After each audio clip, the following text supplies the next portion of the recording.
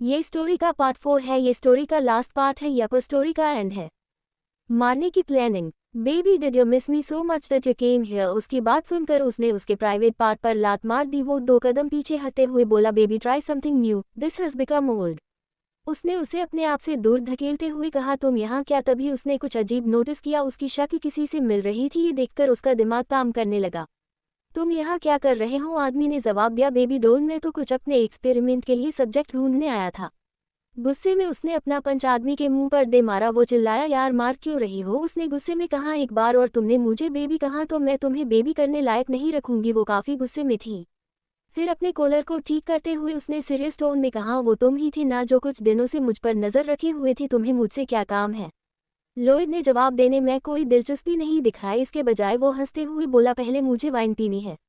कुछ समय बाद क्लब के एक कमरे में जहां काफी शांति थी, लॉयड ने रेड वाइन का सीप लेकर उसे घुरते हुए कहा, बॉस कब तक अपना चेहरा छुपाने का इरादा है आपका? लॉयड की बात सुनकर उसने अपने मास्क को निकालकर टेबल पर फेंक दिया, उसका सुंदर चेहरा देखते हुए। लॉयड बुदबुदाया, अग्नि। लेकिन अग्नि जो अभी लड़के के गेटअप में थी, उसने रहस्य का रूप ले रखा था। उसने वाइन की बोतल में से ग्लास में वाइन डालकर एक सिप लेकर उसे बिना देखे कहा, मुझे लगता है मुझे तुम्हारी बहन के बारे में कुछ पता चला है। लॉयड चौंक गया। उसने वाइन को देखा और सीरियस होते हुए कहा, वो मेरी स्टैम्प सिस्टर है। दरअसल लॉयड आधा इंडियन और आधा अमेरिकन था। उसका माँ इंडियन थी और बाप अमेरिकन। दोनों को प्यार हुआ, प्यार की निशानी के रूप में। जब लॉयड का जन्म हुआ तब तक उसकी माँ और उसके बाप का डाइवोर्स हो चुका था। बचपन से ही लॉयड अपने डैड के साथ रहा था, इसलिए उसे उसकी माँ के बारे में काफ़ी कुछ पता था।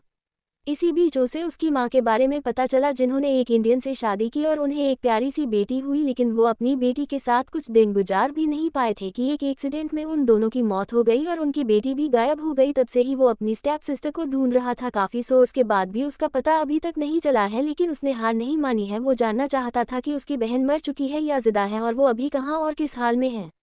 लॉयड ने वाइन का पूरा ग्लास गटक कर ग्लास को नीचे रख दिया। कुछ देर तक कमरे में शांति छाई रही। लॉयड अचानक ही बोला, कोई तुम्हें मारने की प्लानिंग कर रहा है। अग्नि ने धीरे धीरे वाइन की सिप ली। उसने जवाब देने में 5 सेकंड का वक्त लिया और बोली, मुझे पता है वो लोग मेरा पीछा करते हुए यहाँ आ चुके हैं। कमरे के बाहर 10 लोग गन लेकर खड़े हैं। वो मेरे साथ तुम्हें भी मारने की प्लानिंग कर रहे हैं। ये बात सुनकर लॉयड दंग रह गया, लेकिन वो कुछ कहता दरवाजा अचानक ही टूट गया और कुछ लोग अंदर आए। उन्हें देखकर वो और हैरान रह गया। कुल 10 आदमी थे। देखने पर लगता था वो लोकल गुंडे थे, जिनकी आंखों में अलग ही जोश था। वो लंदन के लोकल गुंडे थे जो काफी हटे कट्टे थे। लेकिन अग्नि शांति से वाइन पी रही थी। धीरे धीरे उसे नशा भी चढ़ रहा था। जब उन आदमियों ने अग्नि और लॉयड को देखा तो उनके एक्सप्रेशन चेंज हो गए। वो सभी फॉरेनर्स थे। उनके हाथ में गन थी और गन का पॉइंट अग्नि थी। लेकिन दोनों लड़कों को देख वो लोग काफी कंफ्यूज हो गए। उनमें से उनके कैप्टन रॉबिन ने अपनी भाषा में पूछा, who among you two is the bloody king? तुम दोनों में से ब्लडी किंग कौन है? कोष्टक। लेकिन दोनों ने ही कोई कुछ नहीं बोला। लॉयड भी बेफिक्र होकर अग्नि की तरह वाइन पीने लगा और उन सबको इग्नोर कर अपना दुखड़ा सुनाने लगा। सामने खड़े गुंडे लोग गुस्से में आ गए। वो चिल्लाए, हाउ डरे यू इग्नोर अस? तुम्हारी हिम्मत कैसे हुई हमें नजरअंदाज करने की? कोष्टक। अग्नि ने इरिटेट होकर कहा, लॉयड वो लोग तुम्हारा अटेंशन चाहते हैं। लॉयड हंसते हुए बोला, मैं तो बस तुम्हें अटेंशन देना चाहता हूँ। लॉयड उसके साथ फ्लर्ट करने लगा। अग्नि ने उसे डेथ स्टेयर दिया और हल्के नशे में आगे बढ़ी। लॉयड ने उसे रोकने की कोशिश की पर अग्नि एक आदमी के पास जाकर खड़ी हो गई। आदमी ने उसके सर के बीचों बीच गन पॉइंट की, लेकिन अचानक उसे उसके प्राइवेट पार्ट में दर्द का एहसास हुआ और वो एक चीख के साथ जमीन पर गिरकर रोने और दर्द से करहाने लगा। लॉयड और बाकी सभी आदमी हक्के बक्के रह गए। उनके भी डर के मारे कुछ करने की हिम्मत नहीं हुई। अग्नि के हाथ में गन देख एक पल के लिए चौंक गए थे, लेकिन फिर डर के मारे उनके पसीने छूट गए। दरअसल जब अग्नि उस आदमी के सामने खड़ी थी तो अग्नि ने उसके प्राइवेट पार्ट पर लात मारकर उसे उसकी गन बिजली की तेजी से छीनी थी। अपने सामने खड़ी लड़की को देख एक आदमी ने उस पर गोली चलाई चाहिए, पर उस आदमी के हाथ पर अग्नि ने गोली चला दी, जिससे उसके हाथ में दर्द होने लगा और उसने हाथ से गन नीचे गिर गई। अब लॉयड भी उठकर अपने हाथों को मोड़ते हुए बोला, बॉस मुझे भी मौका दो, अगर तुम ही इन्हें मारोगी तो मेरा क्या होगा? लॉयड के चेहरे पर डेविल स्माइल थी। वो किसी संकी की तरह अपने सामने खड़े आदमियों पर टूट पड़ा। तड़ाक तड़ेक की आवाज के साथ कई लोग जमीन पर गिर पड़े। अग्नि फिर सोफे पर बैठकर अपने सामने चल रहे एक सीन देखकर स्माइल करने लगी। कुछ आदमी लॉयड पर गोली चलाने लगे, लेकिन अग्नि ने उन पर काउंटर अटैक करते हुए उन पर गोली चलाने लगी। कुछ देर बाद सभी घुटनों पर बैठकर अग्नि और लॉयड को देख रहे थे। अचानक ही लॉयड ने कुछ सोचते हुए पूछा, बॉस आपको कैसे पता चला कि ये लोग 10 आदमी हैं और यहाँ आपको टपकाने के लिए आए हैं? To be continued. हम लंदन जा रहे हैं।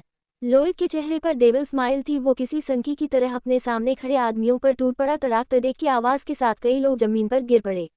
अग्नि फिर सोफे पर बैठकर अपने सामने चल रहे एक सीन देखकर स्माइल करने लगी। कुछ आदमी लोहित पर गोली चलाने लगे लेकिन अग्नि ने उन पर काउंटर अटैक करते हुए उन पर गोली चलाने लगी। कुछ देर बाद सभी घुटनों पर बैठकर अग्नि और लोहित को देख रहे थे। अचानक ही लोहित ने कुछ सोचते हुए पूछा, बॉस आपको कैसे पता चला कि ये लोग 10 आदमी हैं और यहाँ आपको टपकाने के लिए आए हैं? लोहित ने अपना खून से सना मुंह पोंछा और सोफे पर बैठकर जवाब का इंतजार करने लगा। वो कुछ जवाब देती उससे पहले का कोई भागता हुआ कमरे में एंटर हुआ और उसके साथ कुछ गार्ड्स भी एंटर हुए। तरुण जो दरवाजे पर शांति से खड़ा था, उसने जैसे ही अग्नि को देखा वो खुशी से चीखा बॉस, लेकिन अचानक ही उसका मुंह काला पड़ गया क्योंकि उसने लोहित को मुस्कुरा कर उसी की ओर देखते देखा। वो बड़बड़ाने लगा, इससे अच्छा तो मिस्टर अग्निहोत्री हैं जो थोड़े इरिटेटिंग पसंद है, लेकिन ये लोहित तो एक नंबर का कमीना है। अग्नि ने जब उसे लोहित और शस्त्र के बारे में बड़बड़ाते हुए सुना तो उसके चेहरे पर हल्की सी स्माइल आ गई। शस्त्र के जिक्र से उसे शस्त्र का हंसता हुआ चेहरा अपनी आंखों में दिखने लगा। उसे शस्त्र की याद आ रही थी आज। फिर उसके जिक्र से उसके दिल में हल्का सा दर्द उठ रहा था।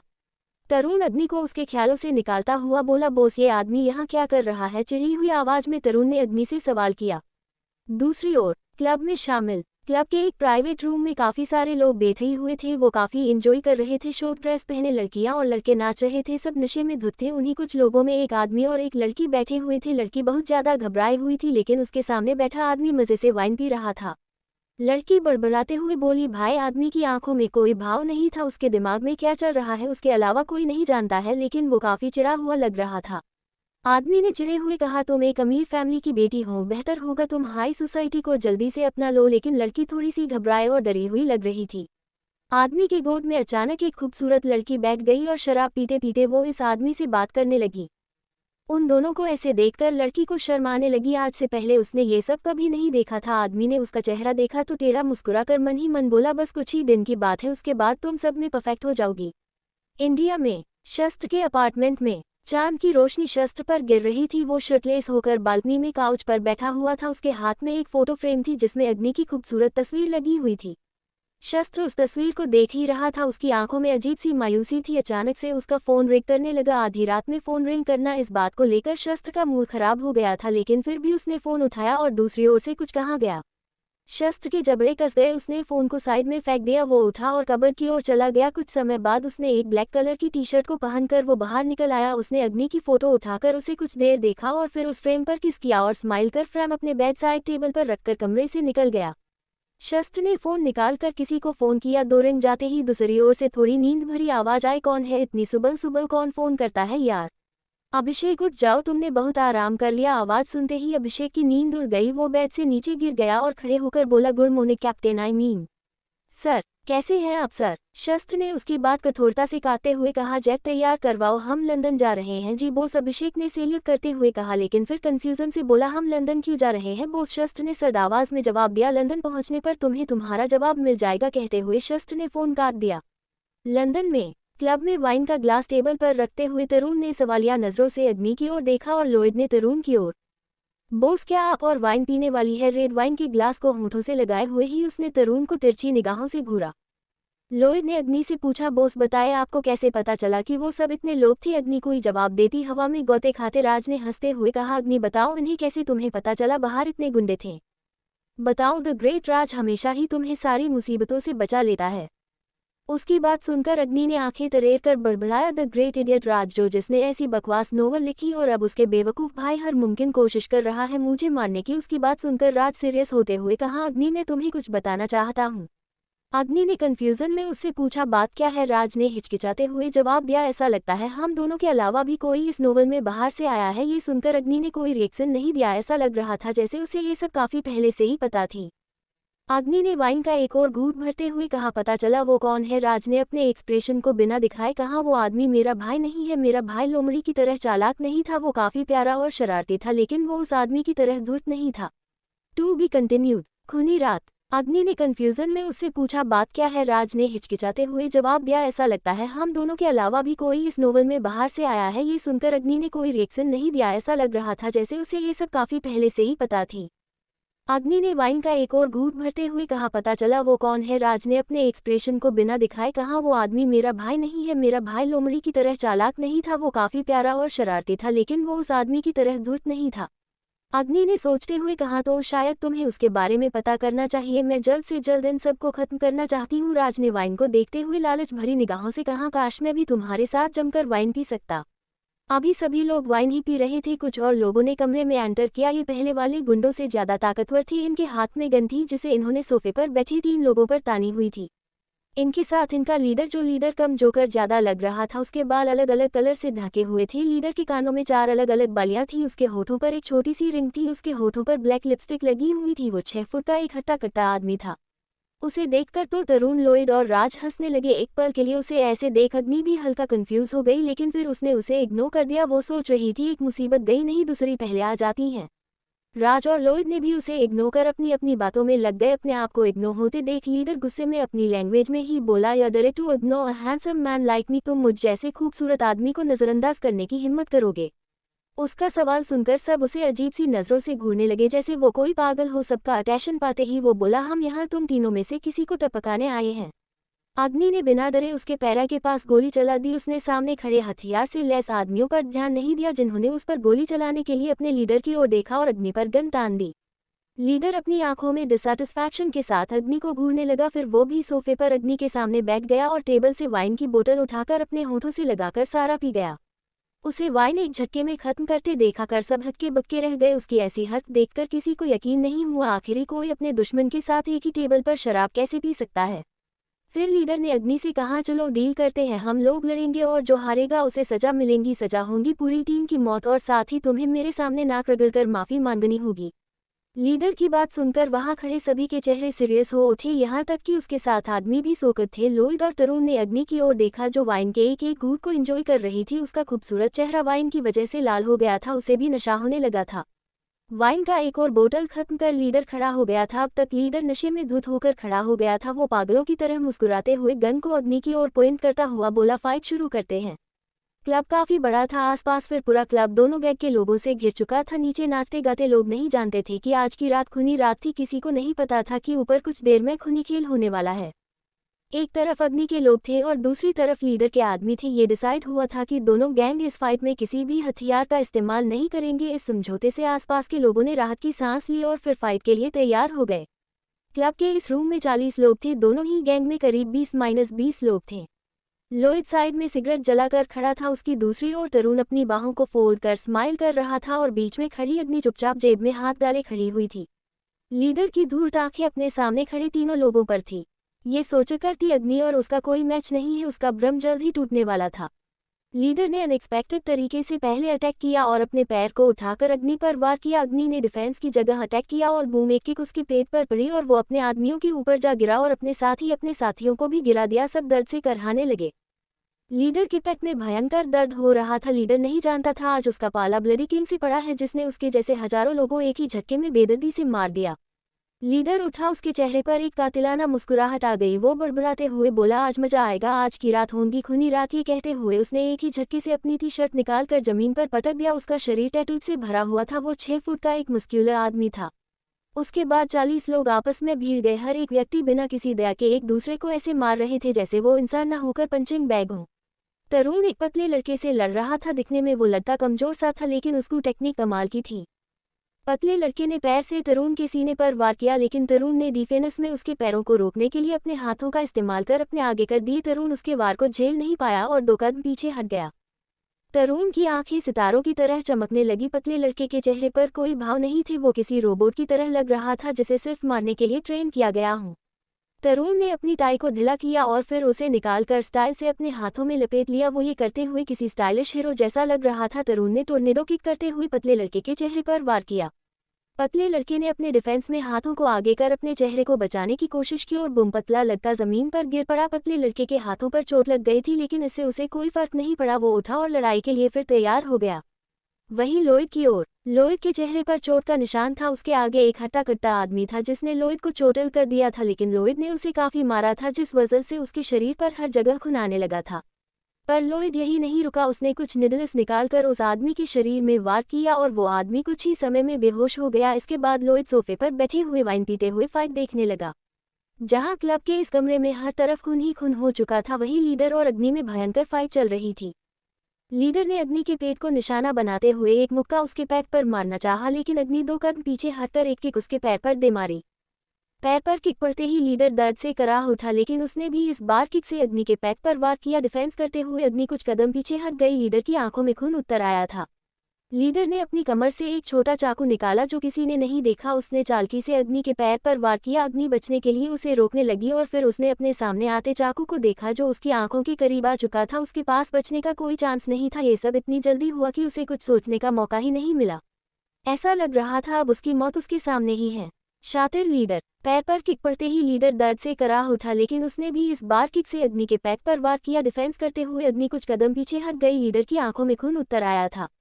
लीडर ने अपनी कमर से एक छोटा चाकू निकाला जो किसी ने नहीं देखा। उसने चालाकी से अग्नि के पैर पर वार किया। अग्नि बचने के लिए उसे रोकने लगी और फिर उसने अपने सामने आते चाकू को देखा जो उसकी आंखों के करीब आ चुका था। उसके पास बचने का कोई चांस नहीं था। ये सब इतनी जल्दी हुआ कि उसे कुछ सोचने का मौका ही नहीं मिला।